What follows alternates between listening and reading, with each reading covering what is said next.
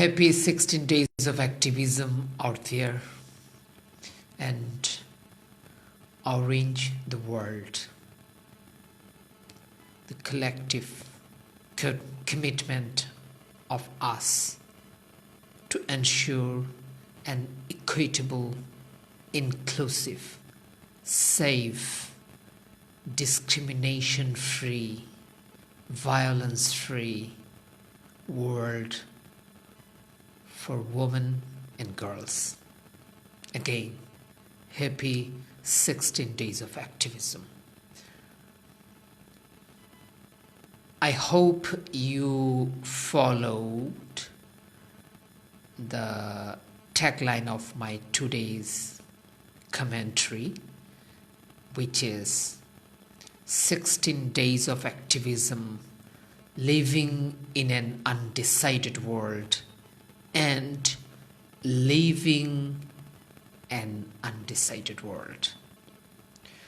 First of all, I do have no notes in my hand, no references, no research, no mention of any articles or research papers or charters, nothing with a specific anything.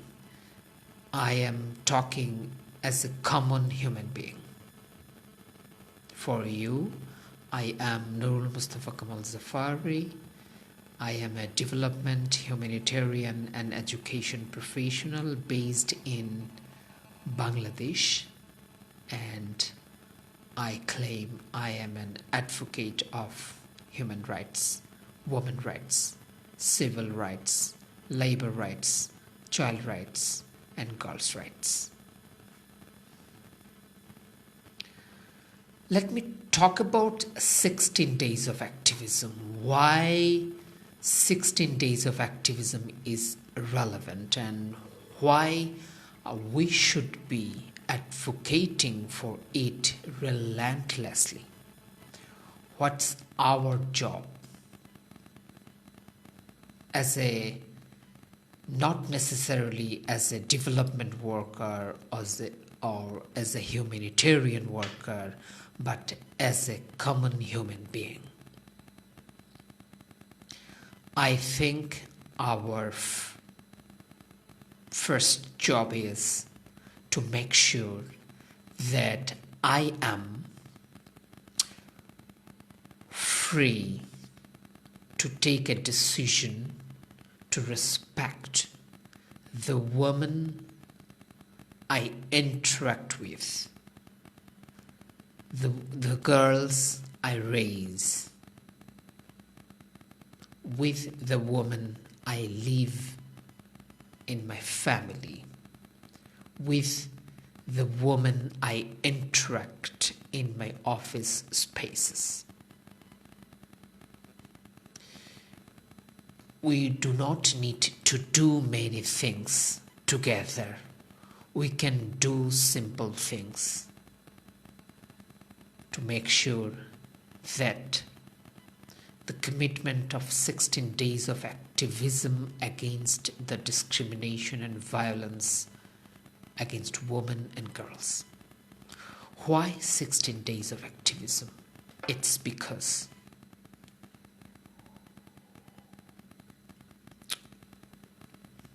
as collective humanity, we have failed to ensure protection of our women and girls. From field to factory, from classroom to laboratory, from a simple local level meeting room to UN General Assembly or to the House of Parliament of the Nations.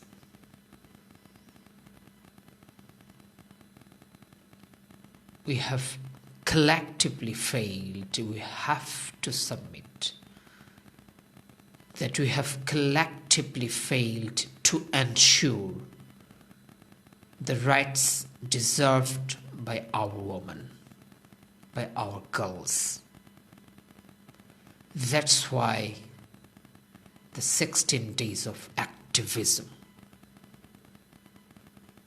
I do not need to bring data from thousands of hundreds of thousands of research papers or reports published in a couple of decades. I do not need to bring the evidences produced in front of the courts of justices around the globe. I do not need to bring the proofs, and I do not need to keep the proofs on your table to serve you the best possible concrete proof, to make sure that you can understand and trust and believe what I am saying is not fable but fact. I would simply argue you and request you to look around you, to open your eyes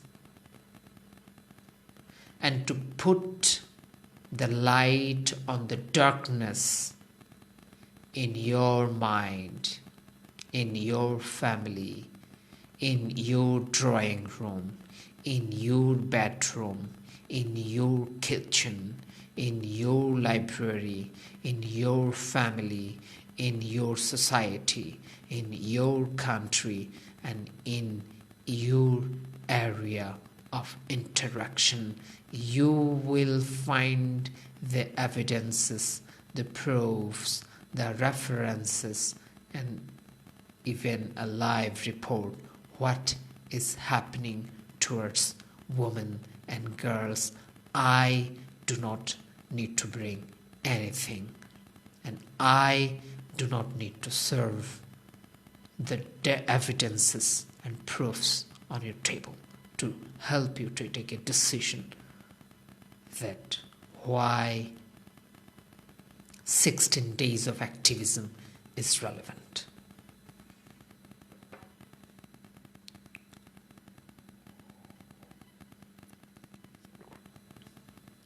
And even I would challenge that your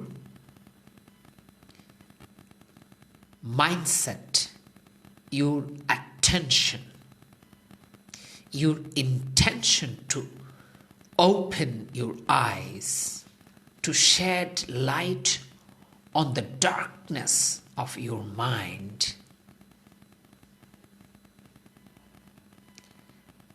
is also an evidence why 16 days of activism. And I challenge, if you do think and if you do agree with me that you are ready to open your eyes and you are ready to shed light on the darkness of your heart, and you are ready to relook at the kitchen, the bedroom, the drawing room, the library, the study, the community and the country of yours, and you are ready to find what's happening towards women and girls, I must say that you are already found the rationale behind 16 days of activism. If you are not ready to do that, I must bet that you are one of them who are the perpetrators, who are the traitors, who brought misery, who brought unhappiness, who inflicted violence, discrimination, and who corrupted human race, half of human race for last 1,000 years, who brought injustice,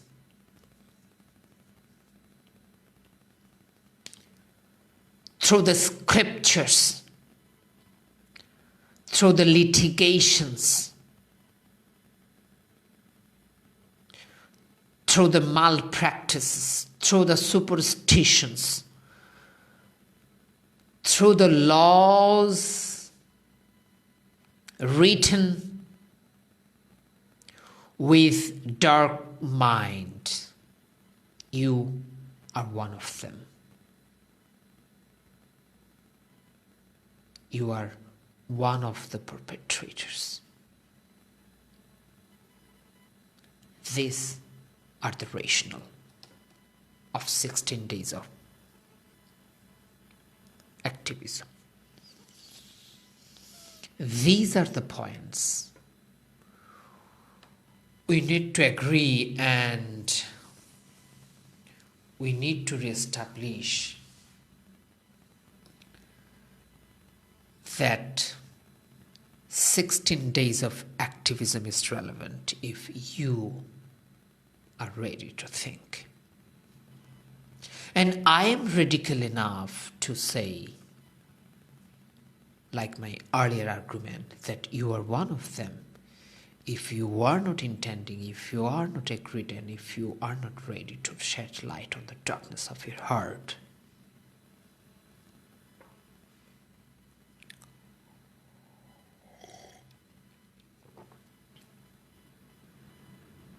now, either you agree to shed light on the dark side of your heart, either you agree that there are rationales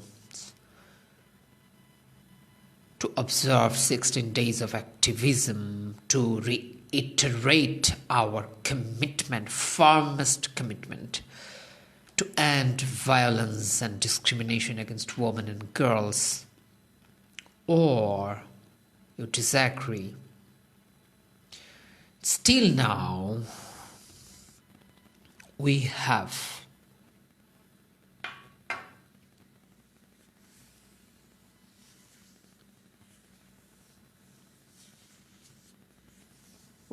to accept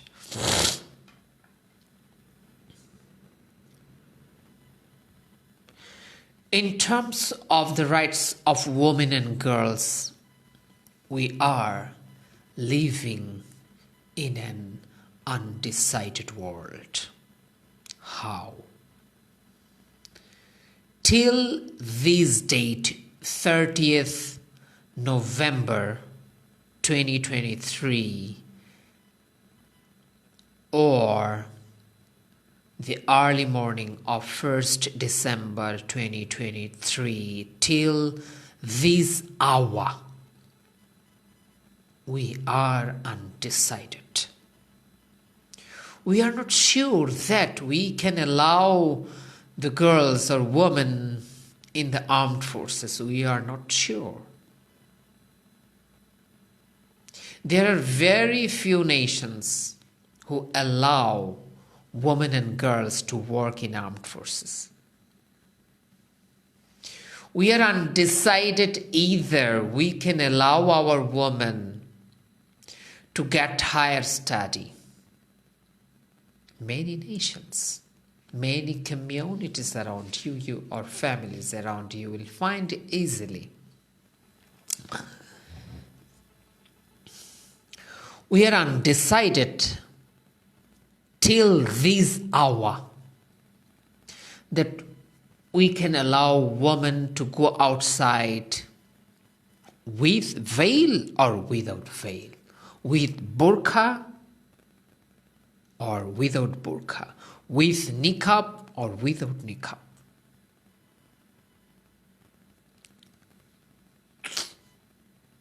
We are undecided. I'm not saying that we need to take firm decision, but still now, we are undecided that we can allow women to divorce her man. We are undecided either women can lead the organizations, departments, country, ministries, secretariats, factories, companies, we are undecided. We are undecided. Either a woman can work in laboratories. We are undecided. Still, the women and girls can contribute in STEM, science, technology, engineering, and mathematics. We are undecided. Either a woman can work as a civil engineer, as an architect, working to build big high-rising buildings and apartment blocks. We are undecided. My friends, till this hour, we are undecided. We are undecided that a woman can go outside and grab the opportunity she deserves by nature, by birth, by virtue, by education, by experience, by training, and earn money. We are undecided. A woman can hold the bank account and save and deposit her money, and can hold an ATM card and draw her money from an automated teller machine. We are drastically, catastrophically, hazardously undecided. We are undecided that a woman can lead a family. We are undecided that a woman can raise her children independently. We are undecided. We are undecided that a woman can be the Chief Justice of a country. We are brutally undecided.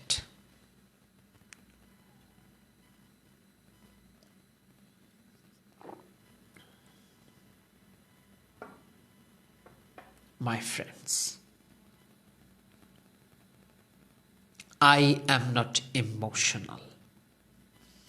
I am practical and factual, but intentionally I am not bringing any statistical data, any specific reference today in front of you, intentionally. I have the notes, I have the data, I have the references, but I will not. I will let you shed on the dark part of your conscience. My friends, we are undecided that a woman can fly. We are undecided that a woman can be a mountaineer.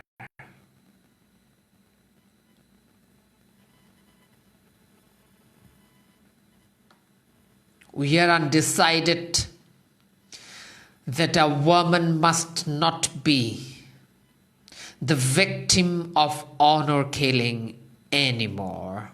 We are undecided. Women and girls are capable of taking the charge of their own life, body, and dignity. We are undecided. A girl can take decision of her marriage. We are undecided. We are undecided not only about the role of woman in our family, we are undecided about the role of a woman in our society, in our community, in our social institutions, in our electoral institutions, in our governmental institutions, in the departments, in constitutional roles and governmental roles. We are undecided. A girl can lead a class or a group or a club. we are undecided. My friends, we are undecided. And truly, truly, truly, we are living in an undecided world.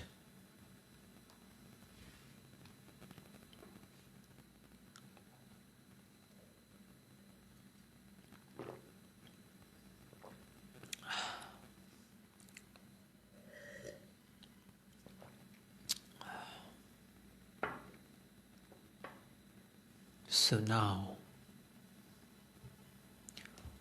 what are we going to live?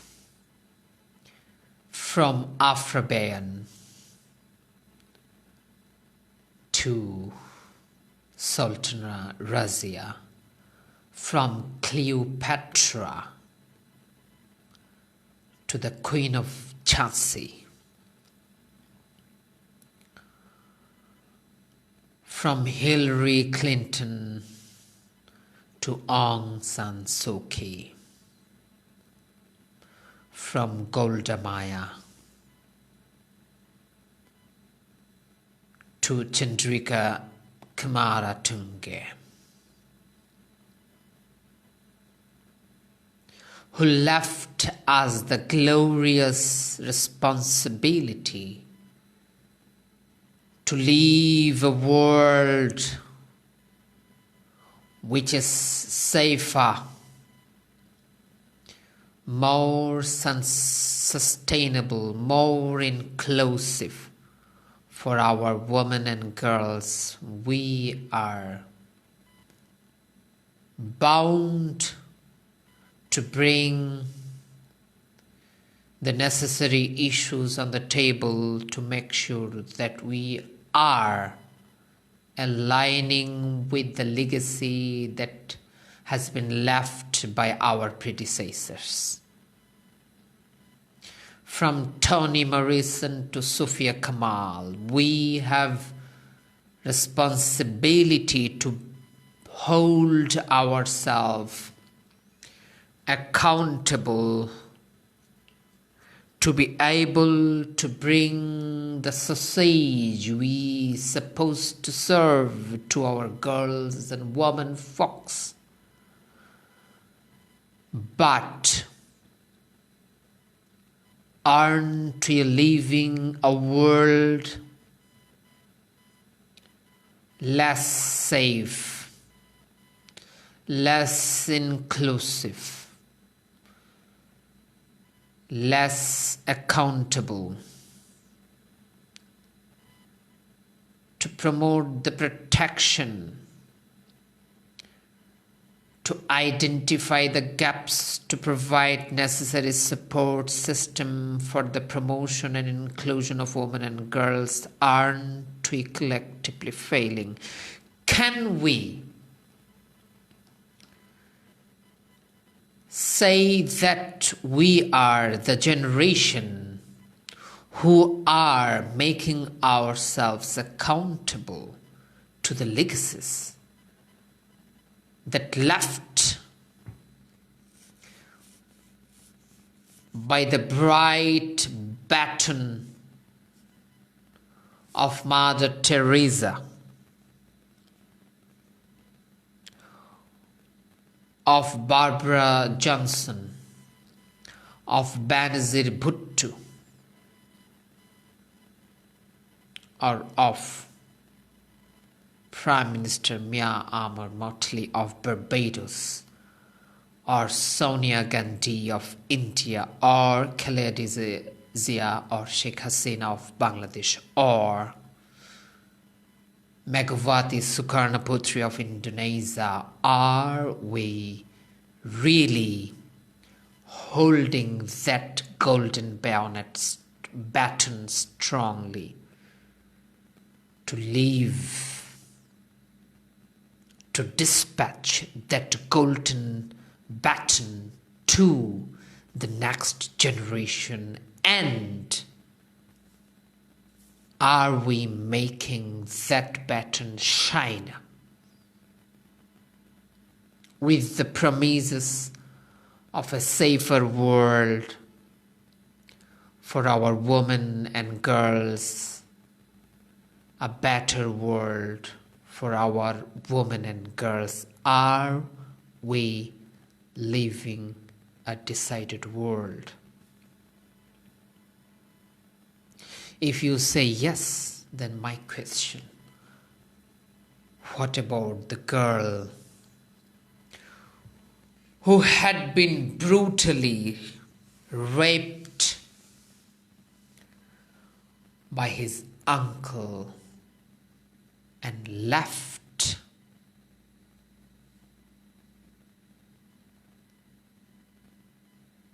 by the side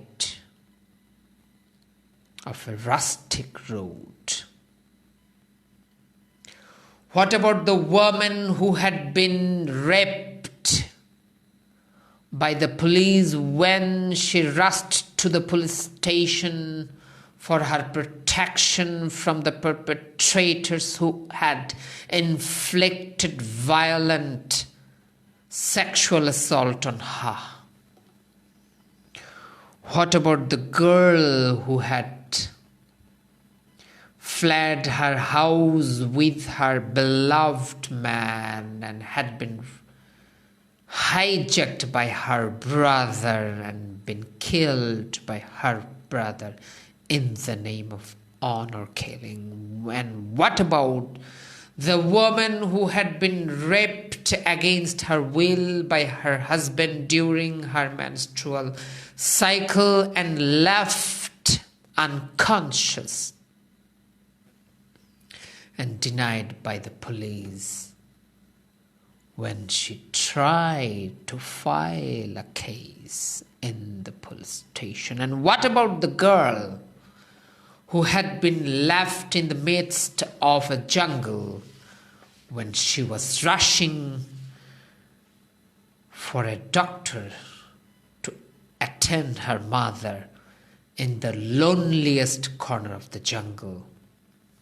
What about the woman who was crying for help in the rail station and everybody has kept silent against the chasers? What about that small little 3 years girl who had been raped or blotted or veiled or covered with black, thick burqa because she is imposed the dress by her father? She is only 3 years old. She is not allowed to play. She is not allowed to go to school. She is not even allowed to see the beach, the hills, the nature.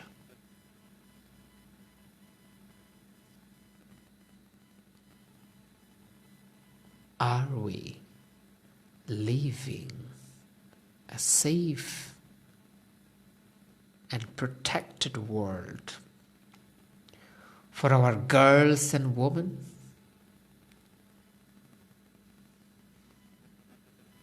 My decision.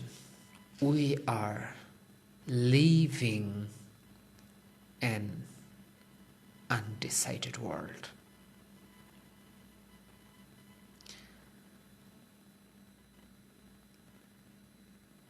That is the point I wanted to make today through this commentary on 16 days of activism. Thank you very much. Let us promote a safe and inclusive world, a violence and discrimination-free world for our women and girls. If you do it, you are doing it for your mother. You are doing it for your beloved wife or girlfriend. You are doing it for your daughter.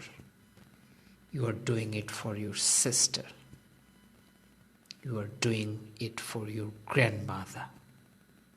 You are doing it for your children. You are doing it for your grandchildren. And you are doing it for human soul, as you belong to the same human race. Thank you very much. Let these 16 days of activism orange the world. Let's orange the world together.